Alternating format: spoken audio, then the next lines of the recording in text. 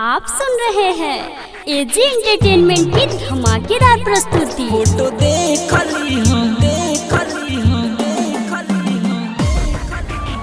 रही थे सब फोटो देख रही थे सब जहिया जीता हमर जरी तहिया यादी तुहरा परी संगे रहल घड़ी घड़ी सुनई हमर मर करी मर जाइब तुहरा ए जान मर जाइब तुहरा दिहल यही हुक पर फोटो देख रही फेसबुक पर कमी होके जानी दी है अपना लुक पर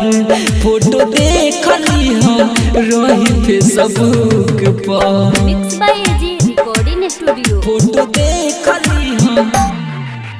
डीजे कंचन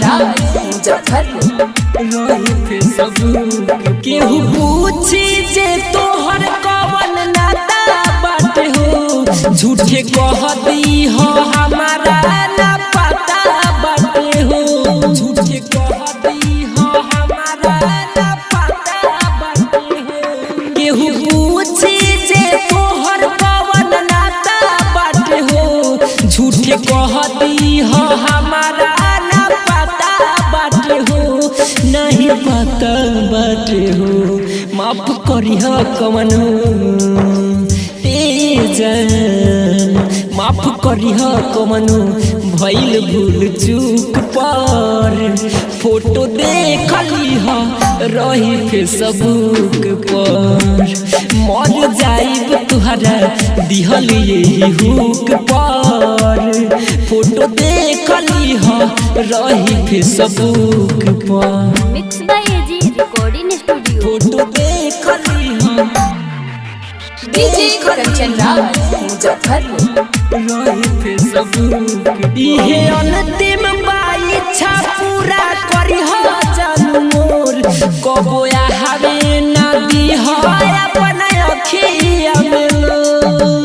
आवे ना दिह अपन अखिया में लो इहे अंतिम इच्छा पूरा करिह जानू मोर कबो आवे ना दिह अपन अखिया में लोर अपना अखिया में लोर कृष्णा बसंत रोशन ए हो जहन कृष्णा बसंत रोशन राजू के दुख पर फोटो देख लीह रही फेसबुक पर मर जाइब गोरी दिहल तुहरा हुक पर फोटो देख लीह रही Facebook mix by AG recording studio